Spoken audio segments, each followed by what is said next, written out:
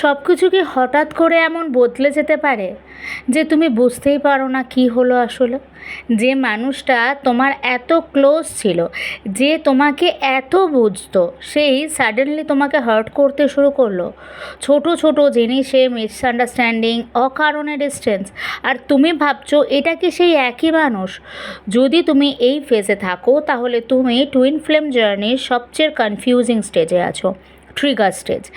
আর একটা ইম্পর্ট্যান্ট কথা, এটা কোনো র্যান্ডাম ভিডিও না, এটা একটা সিরিজ টুইন ফ্লেম পথ চলা। এপিসোড 1-এ আমরা জেনেছিলাম টুইন ফ্লেম জার্নির মিনিং কী। এপিসোড 2-তে আমরা জেনেছি রেকগনাইজেশন। এপিসোড 3-তে আমরা জেনেছি হানিমুন ফেজ বা বাবল ফেজ। প্রত্যেকটা ভিডিও অবশ্যই দেখো। আর আজ আমরা এপিসোড 4, যেখানে আলোচনা করব রিয়েল টেস্ট নিয়ে। একদমই তাই, টুইন ফ্লেম জার্নির honeymoon period, bubble period, recognition, এগুলো তো সুন্দর সুন্দর কিছু মুহূর্ত। সেই মুহূর্তগুলো পেরিয়ে আসার পর তোমরা আসলে এবার প্রবেশ করছো রিয়েল টুইন ফ্লেম জার্নিতে। ট্রিগার স্টেজ হলো সেই সময় যখন লাভ সাডেনলি পেনে কনভার্ট হতে শুরু করে। তোমরা এখনও কানেক্টেড, কিন্তু সেই স্পেসটা আর নেই।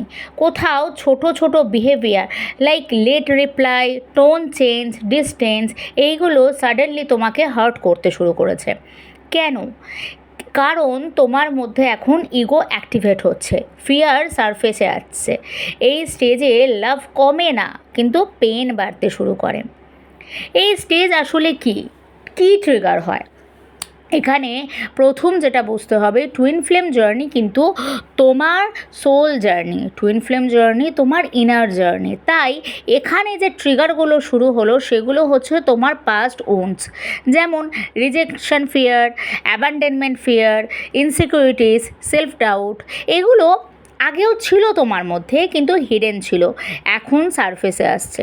টুইন ফ্লেম তোমাকে হার্ট করছে না, ও তোমার ভিতরের হার্টগুলোকে অ্যাক্টিভ করছে। তুমি ভাবছো ও বদলে গেছে, কিন্তু আসলে তুমি নিজের ভেতরের পেনের সামনে দাঁড়িয়ে আছো। টুইন ফ্লেম জার্নিতে এই পরিস্থিতি আসাটা সকলের জন্যই ভীষণ কষ্টকর।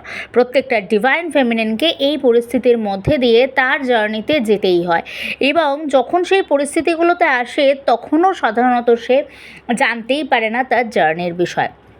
সেই জন্য সে এই পরিস্থিতিগুলো থেকে কিভাবে বাঁচবে বা কিভাবে এগোবে তারও কোনো পথ তার জানা থাকে না।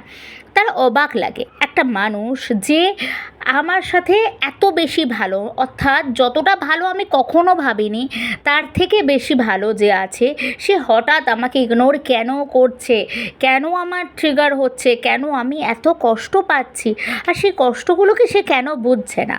তখন উদ্দেশ্য থাকে তাকে বোঝানো, সে বুঝতে পারুক আমার পেন হচ্ছে। এই পরিস্থিতি আর এই স্টেজ কেন এত ইন্টেন্স থাকে জানো? কারণ এই কানেকশন অলরেডি ডিপ হয়ে গেছে, তুমি অলরেডি অ্যাটাচ হয়ে গেছো, এক্সপেকটেশন বিল্ড হয়ে গেছে। তাই ছোট হার্টও বড় লাগে, ছোট ডিস্টেন্স আনঅ্যাভেলেবেল লাগে। তুমি সেগুলোকে নিতে পারছো না, তুমি ওভার থিঙ্ক করতে শুরু করে দাও, অ্যানালাইজ করতে থাকো সব কিছু। আর এখান থেকেই শুরু হয় ইমোশনাল নামনেস। এই জায়গাটা থেকেই কিন্তু পেন স্টার্ট, এবং ইটস এ হিউজ পেন।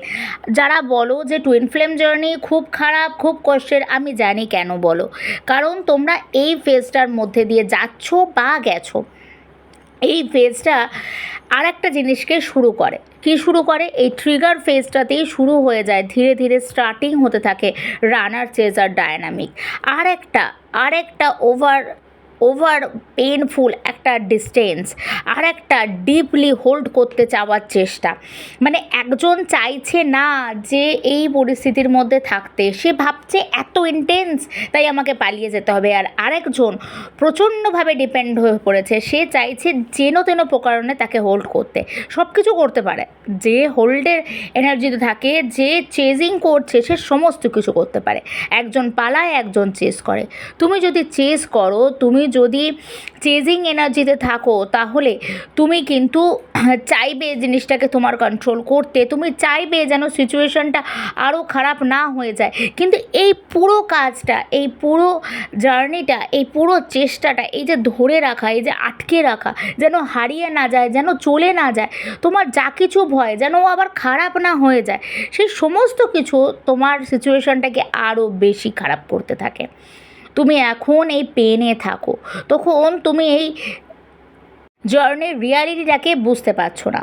তুমি যদি এই পেন অবধি ফেস করে থাকো, তুমি যদি এই জার্নিটাতে থেকে থাকো, তাহলে এই সিরিজটাকে স্কিপ করো না, কারণ এর নেক্সট স্টেজে তুমি বুঝবে কেন সেপারেশন হয়। একদমই তাই, টুইন ফ্লেম জার্নির ভীষণ ইম্পর্টেন্ট ডিসকাশনগুলো এখানে হচ্ছে আমাদের টুইন ফ্লেম পথ চলাতে। এটা আজকে এপিসোড 4 মাত্র, এর আরও অনেকগুলো এপিসোড আসবে এবং পুরো টুইন ফ্লেম জার্নিটা তোমরা এখানে বুঝতে পারবে। কিন্তু এখানে কি করা উচিত যদি তুমি এই পেনের মধ্যে থেকে থাকো, যদি রানার চেজার ডায়নামিকে থেকে থাকো, তাহলে তোমার কি করা উচিত?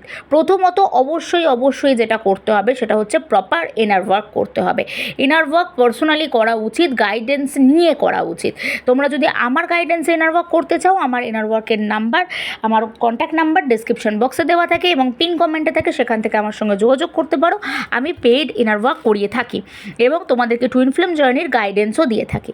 এবার যদি এখনও অবধি তোমরা সেই পরিস্থিতি অবধি না গিয়ে থাকো, তোমরা গাইডেন্স নিয়ে ইনার ওয়ার্ক না করতে পেরে থাকো, অবশ্যই যেগুলো করবে সেগুলো হচ্ছে নাম্বার 1 পয়েন্ট, রিয়্যাক্ট করা কমাও, অবজার্ভ করো বেশি।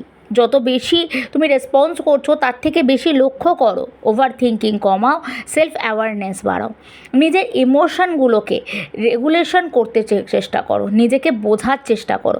মনে রাখো, প্রবলেম শুধু ও না, প্রবলেম তোমার ভেতরে ট্রিগার হয়। টুইন ফ্লেম তোমাকে ভাঙতে আসে না, তোমার ভেতরের ভাঙা জায়গাগুলোকে দেখাতে আসে। এটা শুধু একটা ভিডিও নয়, এটা একটা জার্নি, আর তুমি সেই জার্নির এপিসোড 4 ট্রিগার স্টেজে আছো। পরের এপিসোডে আমরা দেখব রানার চেজার ডায়নামিক, কেন একজন পালায় আর আরেকজন চেস করে। তুমি যদি সত্যিই জানতে চাও তাহলে এই সিরিজটা অবশ্যই ফলো করো। যদি তোমাদের কোনো প্রশ্ন থাকে অবশ্যই কমেন্ট সেকশনে জানিও, এবং যদি তোমাদের সঙ্গে ভিডিওটা রেজোনেট করে, যদি তুমি এই সিচুয়েশনটা পেরিয়ে গিয়ে থাকো, তাহলে অবশ্যই তোমার এক্সপিরিয়েন্স আমার সঙ্গে কমেন্ট করে জানিও।